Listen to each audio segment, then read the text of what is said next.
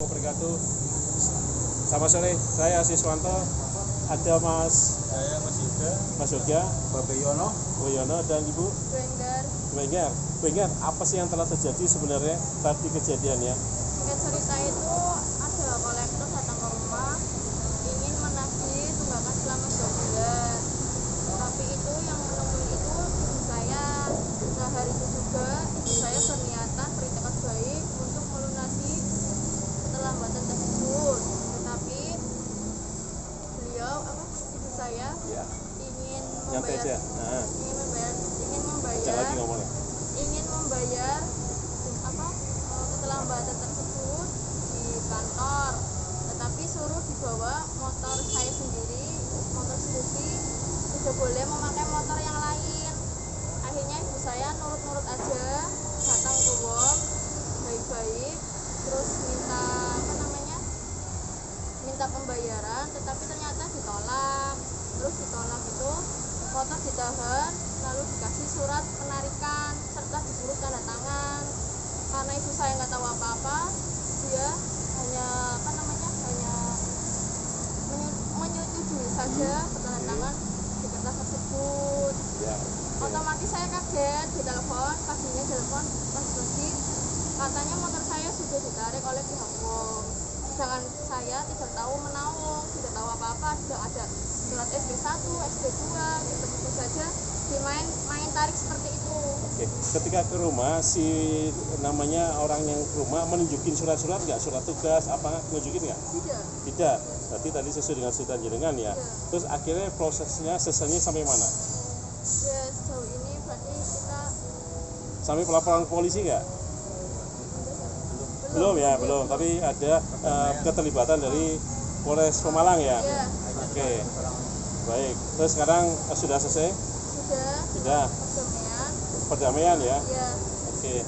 Ada lagi yang mau disampaikan? Benar ya kalau seperti itu ya? bantu dengan Oke, Ormas baik. 234 IC dari Jalan Pemalang bersama Bapak Kapolres juga yang membantu saya. Saya sangat berterima kasih sekali atas perhatiannya, atas partisipasinya untuk bisa seperti ini. Saya ingin mengucapkan terima kasih sekali. Baik. Tadi Ibu siapa namanya tadi?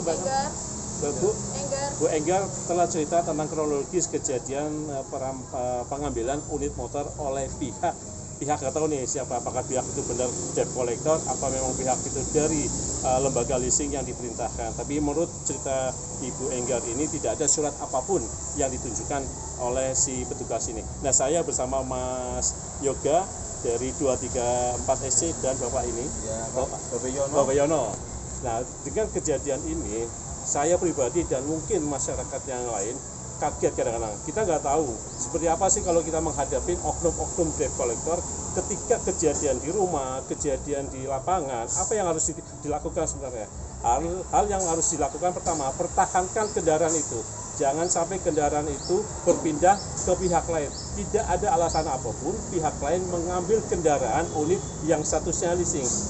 Dan perlu diketahui juga pihak-pihak lain yang ketika terjadi pencegatan di jalan, memberhentikan kendaraan di jalan, mereka tidak punya hak, mereka bukan anggota kepolisian yang bisa seenaknya aja mencegat kendaraan masyarakat yang dengan alasan motor tersebut, kendaraan tersebut bermasalah dalam keadaan leasing. Nah, ini kebetulan ada dari teman-teman 234 SC dengan Bapak ini, mereka juga peduli terhadap kejadian-kejadian yang sering marak. Apalagi kemarin terjadi di kejadian di tempat lain ya, di Polda Metro Jaya, sekelompok debt collector mengambil kendaraan sampai memaksa, akhirnya viral, dan kemarin diperintahkan oleh jajaran kepolisian Republik Indonesia kepada seluruh jajaran baik yang ada di tingkat Polda, Polres maupun Polsek, dengan bahasa itu sikat yang namanya preman-preman dia berkedok debt collector. Nah, perlu diketahui bahwa proses yang namanya pengambilan kendaraan itu harus melalui proses fidusia, dijamin dalam undang-undang.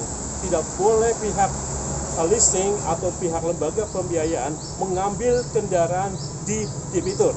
Ini perlu diingat, tidak boleh. Masyarakat wajib berani untuk mempertahankan tersebut.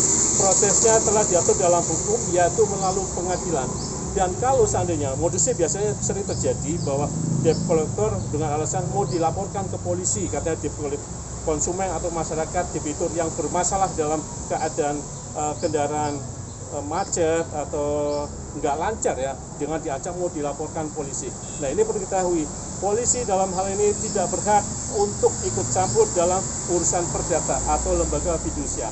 Kalau ranahnya sudah terjadi perampasan kendaraan di jalan, itu udah ranahnya pidana. Nah, ini prosesnya proses di kepolisian apabila si korban atau debitur ini melaporkan hal kejadian ini di kepolisian. Nah, ini monggo Mas Yoga yang mewakili dari organisasi, ada yang disampaikan? Ya, mungkin begini, Bismillahirrahmanirrahim. Saya mengingatkan kepada seluruh masyarakat, intinya apabila mana terjadi tindak perampasan di jalan dengan dalih apapun itu kolektor, lebih baik kita laporkan atau kita selesaikan di polsek terdekat atau polres terdekat, itu lebih baik dan lebih aman. Mungkin itu dari saya agar masyarakat semuanya bisa mengerti untuk itu. Terima kasih. Ada lagi yang sampaikan? Baik, untuk penutup, saya sampaikan kepada lembaga-lembaga pembiayaan, lembaga pembiayaan atau leasing, ayolah kita pergunakan cara-cara yang benar, cara-cara yang sesuai dengan prosedur hukum. Nah, ini jelas ranah-ranah fidusia. Ya, selesaikan secara fidusia, tidak ada memerintahkan ke pihak lain atau pihak ketiga untuk merampas, mengambil kendaraan di masyarakat atau kendaraan di pihak debitur. Ini jelas-jelas telah melanggar perbuatan melawan hukum. Oke, terutama untuk masyarakat Pemalang, ketika terjadi lagi hal-hal yang perampasan kendaraan di jalan dengan alasan apapun, debt collector tidak berhak mengambil kendaraan tersebut. Kalau ini terjadi, segera dilaporkan ke pihak kepolisian terdekat. Terima kasih. Saya mewakili dari komunitas Komben Pemalang, komunitas Bela Debitur Pemalang, menyampaikan kepada masyarakat semua, semoga apa yang tadi disampaikan Mas Dewa, Bapak ini dan Ibu ini sebagai pembelajaran untuk kita semua. Terima kasih. Wassalamualaikum warahmatullahi wabarakatuh. Selamat berpuasa. Okay.